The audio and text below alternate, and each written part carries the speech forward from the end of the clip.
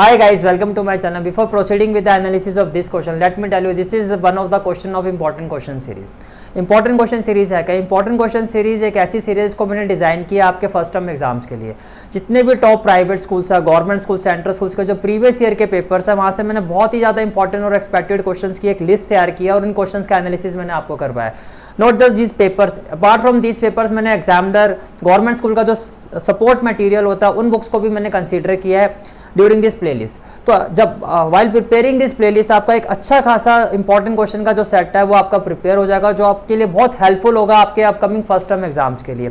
ये जो सीरीज है, ये जो इंपॉर्टेंट क्वेश्चन सीरीज है, इसको मैंने डिजाइन ही फर्स्ट टर्म एग्जाम्स के लिए किया गया है। लेटर ऑन यही सीरीज जो है आपके हेल्प करेगी फाइनल एग्जाम्स में, क्योंकि सिलेबस तो आपका ये वहां पे भी जाएगा, यही चैप्टर आपके फाइनल एग्जाम्स में भी आएंगे। लेकिन अभी जो हमारा टारगेट है फर्स्ट टर्म एग्जाम था, जो आपके विद इन फ्यू डेज आपके स्टार्ट होने वाले हैं। आई थिंक सितंबर में आ चुके हैं, सितंबर 20 अराउंड गवर्नमेंट स्कूल्स जो बच्चे हैं उनके एग्जाम शुरू हो रहे हैं। प्राइवेट स्कूल्स के कुछ स्टूडेंट्स के, जो मेरे स्टूडेंट्स हैं प्राइवेट स्कूल्स के, उनके कुछ स्टूडेंट्स के एग्जाम जो है 11 ऑनवर्ड स्टार्ट हो रहे हैं। तो टाइम आ गया प्रिपरेशन का। तो ये फाइनल टच है, सिलेबस हम सारा कर चुके हैं, एग्जामिनर मैं आपको करवा चुका हूँ। अब बात आती है सेट ऑफ इंपॉर्टेंट क्वेश्चंस की। उसके लिए मैं आपको प्लेलिस्ट प्रोवाइड कर रहा हूँ। इस प्लेलिस्ट का लिंक आपको डिस्क्रिप्शन में और कमेंट सेक्शन दोनों में ही मिल जाएगा। आपको क्या करना है, इस प्लेलिस्ट को प्रिपेयर करना है अच्छे से। इस प्लेलिस्ट में आपके 5 पार्ट्स हैं।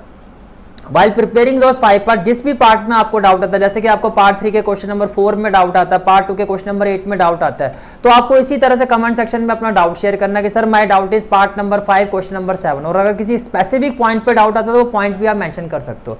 इन द अपकमिंग लेक्चर जो भी आपका डाउट होगा उसका एनालिसिस मैं आपको करवा दूंगा। एक आपकी अच्छी खासी इंपॉर्टेंट सेट ऑफ क्वेश्चंस की तैयारी हो जाएगी, जो आपके लिए बहुत ज्यादा हेल्पफुल होगा आपके फर्स्ट टर्म एग्जाम्स में। So let's start with the analysis of this question. Thank you. Now as per the question, P और क्यू का जो एलसीएम है वो 221 है और आपको कहा जा रहा है पी जो है वो क्यू से बड़ा है, P is greater than Q. तो 3p माइनस क्यू आपको फाइंड करना है। देखो जब भी ऐसा क्वेश्चन आता है, LCM of P and Q का मतलब क्या हुआ? इसका मतलब ये हुआ कि जो p इंटू क्यू है आपका, it is equal to 221। LCM का मतलब यही होता है।